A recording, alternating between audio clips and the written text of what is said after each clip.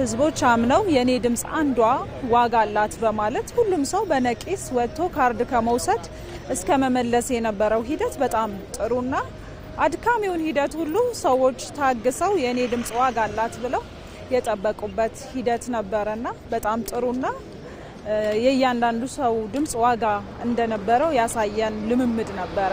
ሰባተኛው ሀገራዊ ምርጫ በተለይ በሀገር አቀፍ ደረጃ እንደ ሀገር ዲሞክራሲን የተለማመድንበት ከጅምሩ ጀምሮ እስከ መጨረሻው ድረስ በተለይም በሌሎች ሀገራትም በምርጫው መጠናቀቅ ማግስት ውጤቱን መሰረት በማድረግ ከዛም በፊት በሌሎች ዓለም አቀፍ የምዘና ሂደቶች ምርጫው የተሻለ መሆኑ የተገለጸበት ነው። ምናልባትም እስካሁን ካደረግናቸው ምርጫዎች በሀገር አቀፍ ደረጃ ዲሞክራሲን ልምምድ ያደረግንበት ነው ብዬ አስባለሁ። ምናልባትም ለቀጣይ ምርጫዎችም መሰረት የሚጥል ነው ብዬ አስባለሁ። ማህበረሰቡ ሳይሰለች ምርጫውን በነቂስ ወጥቶ ሲመርጥ የነበረበት ነው። ጥሩ ነው ተሳትፎ።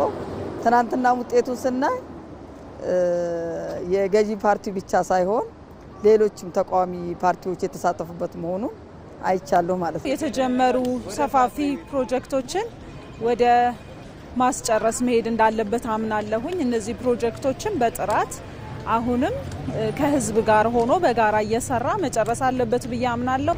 እንደ ዜጋ መጠብቀው እንግዲህ ሀገራችን በልማት ጉዞ ላይ ነው ያለችው። ልማቷ መቀጠል አለበት። ልማቷን የሚያስቀጥል መሆን አለበት። ያለው ነገር ያየነው ለውጥ ያየነው ብርሃን በፍጹም ለአንድ ደቂቃ እንዲደበዝዝ አልፈልግም። በግሌ ቀጥሎ አድጎ ትውልዱ ሁሉ የኮራች ኢትዮጵያን ማየት እንዲችል የሚያስችል መንግስት እንዲሆን እፈልጋለሁ። እንግዲህ የተፎካካሪ ፓርቲዎች በፓርላማ ላይ መግባት ሀገርን በመገንባት ደረጃ በሚደረጉ ማንኛውም ሀገራዊ አጀንዳዎች ላይ መተባበር መቻል አለባቸው። ህዝብን ወክሎ እስከመገዛው ህዝብ የሚፈልገው ሰላም ነው፣ ህዝብ የሚፈልገው ልማት ነው። እሱን ወክሎ ነው የገቡት። እሱን ወክሎ እስከገቡ ድረስ እነሱም በዛ ላይ በሚደረገው እንደ ሀገር በሚደረግ ልማት ላይ የግድ ህዝባቸውን ወክለው ልማቱን መደገፍ መቻል አለባቸው ብዬ አስባለሁ። በተለይ በአገልግሎት አሰጣጥ ላይ አሁን ላይ የመጡት በተለይ ዲጂታላይዝ የተደረጉ እነሱ እንደሚቀጥሉ ተስፋ አደርጋለሁ ማለት ነው።